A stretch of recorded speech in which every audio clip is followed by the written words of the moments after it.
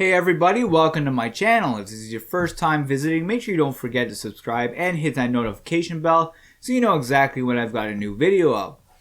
Also, I'd like to take the time and welcome everybody because this is the first time on this channel where I'm using my voice. Now, I'm using my voice today because I think I've got something fairly important that I want to talk about. And frankly, I don't think we talk about this enough in society. I think we should be talking about this all the time.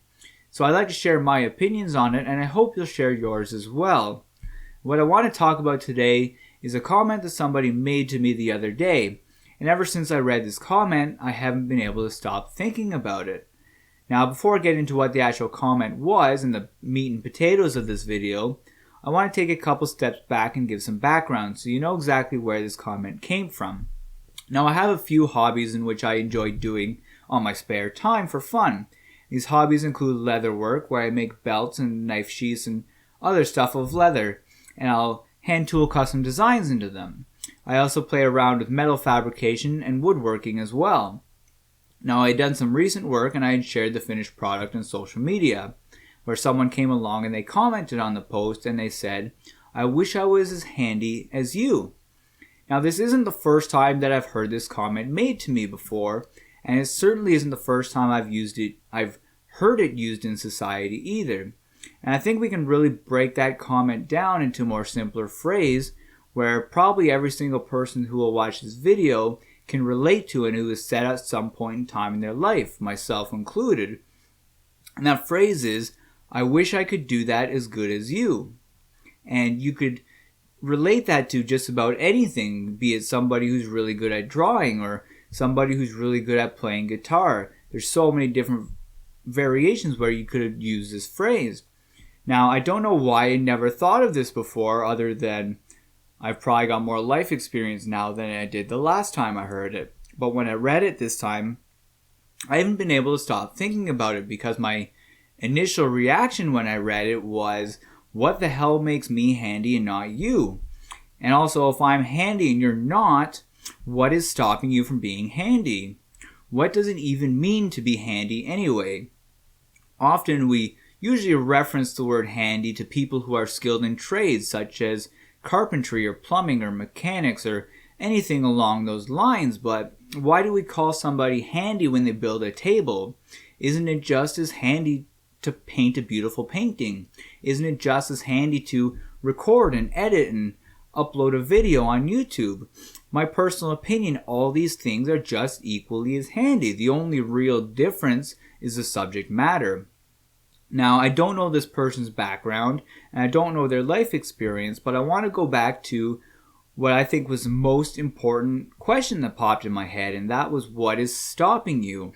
Now, I thought about this question for a long time, and I really couldn't think of anything that could stop anybody from pursuing anything they want, especially in today's day and age where we have an unlimited amount of free resources online at the touch of our finger to learn just about any skill you could ever want. I mean, that's exactly how I learned how to do leatherwork and metal fabrication.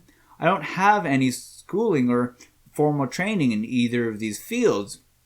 Now, obviously, I had a different set of life circumstances where I gained interest into these fields and pursued into them where this person hadn't. But I wanted to look at it more of a general direction and be able to relate it to anybody pursuing anything. And the only thing that I could think of that I had done that this person hadn't was I got the idea that I wanted something, I decided I was going to make that thing, and I just tried it.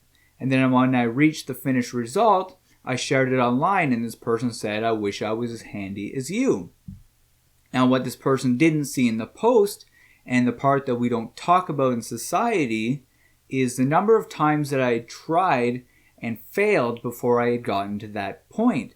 Now, I use that term failed loosely because I truly don't believe that you can fail at anything. Now, in society, we're always focused on the end result, the finished product. But in reality, we should really be focused on the process of how we get there, because the end result doesn't mean anything. It's not really that important. It's just the reward at the end. The process of how we get from point A to point B is the most important part, because you can't get to point B without starting at point A. I was never just good at any of these hobbies that I do. I tried and I tried again. I've still got lots of knowledge to learn in these fields, and I'm still going to make mistakes down the road. But through my life experience, I've learned that nothing worthwhile in life will be easy. Nothing worthwhile in life will happen instantly.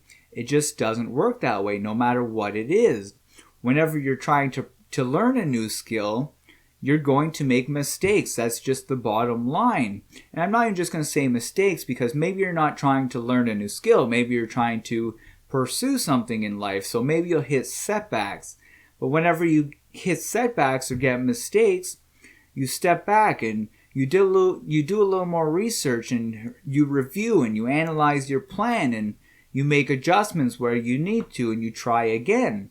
You repeat this process as many times as necessary to achieve your goal, whether it's building something or learning an instrument or losing weight. It doesn't matter. It all works the same way in life. Now, when I was in the military, we would go on exercise and we would conduct scenarios where we would practice different tactics and techniques. And after the scenarios, we would sit down and we would conduct what we called an AAR, or after action review.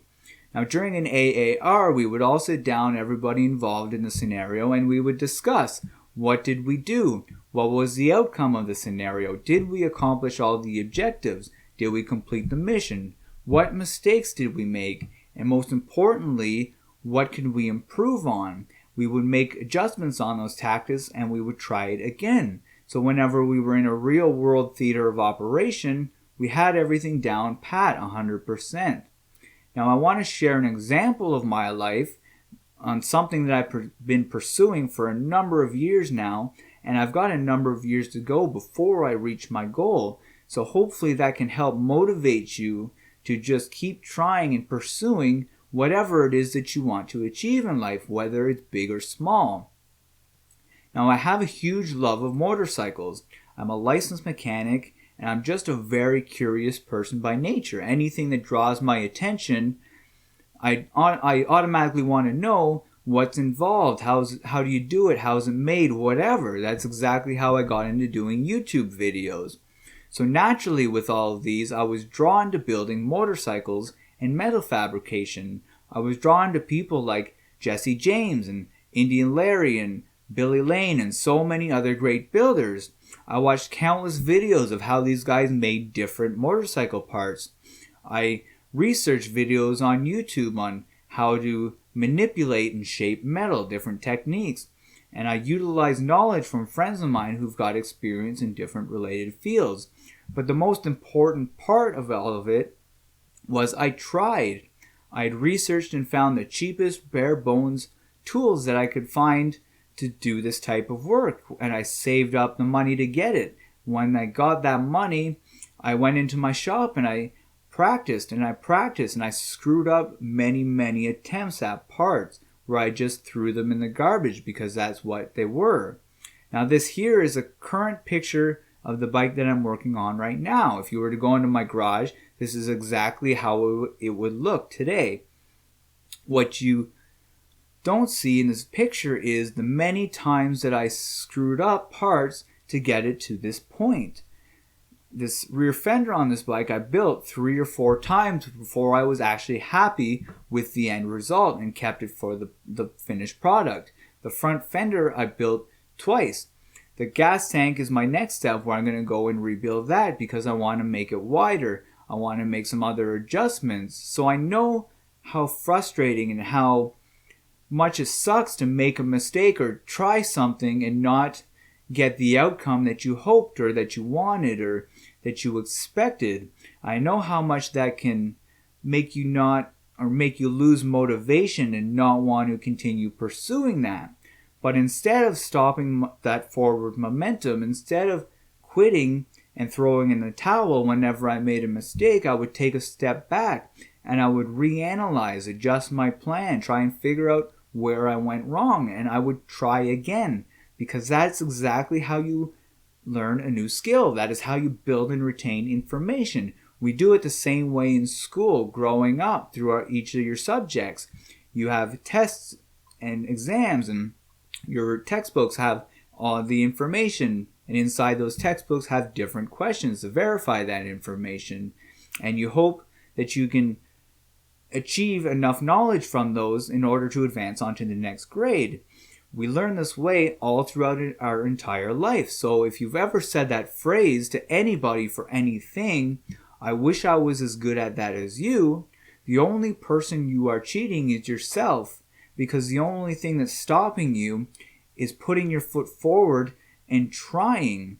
Now you might say to me, hey, I want to learn how to play guitar, but I can't afford a guitar because they're really expensive. So that is definitely something that's stopping me from being able to play guitar.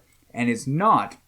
That's just an excuse that you're using to justify not achieving that goal, when in reality, not being able to afford a guitar is just an obstacle that you have to overcome. If you cannot afford a guitar, well, you have to analyze, well, why can't I afford a guitar? Do I have a job? If not, well, there's your first step. You need a job obviously to get money to be able to afford a guitar. If you have a job, but times are tough right now, especially with the current situation in the world, so you might not have extra money to be able to put on a guitar. So what can I do at my job maybe to make some extra money? Is there extra shifts I can take? Can I work some overtime? Is there somebody looking for another employee to trade a shift or take a shift with? Can I mow my neighbor's lawn over the summer, and by the time the winter comes, I'll have made enough extra money to be able to buy that guitar. And then I've got something to do all winter when it's cold and I don't want to go outside. So put your foot forward and try, and continue trying. Whenever you make mistakes or have setbacks, reanalyze, review, adjust your plan, and keep trying. Keep that forward momentum. There's no shortcut. There's no cheat. There's no pill you take for 10 days. There's no easy way. The only way you can get to point B is from point A, and going through that process and making adjustments to your plan until you achieve it. Now, I think I've rambled on enough in this video about this, so I'm going to leave that there. If you've made it this far, thank you so much for watching. It means a lot. Don't forget to subscribe and leave a comment down below. Let me know what you think of this discussion. What's your opinion? Thank you again, and I will see you in the next video.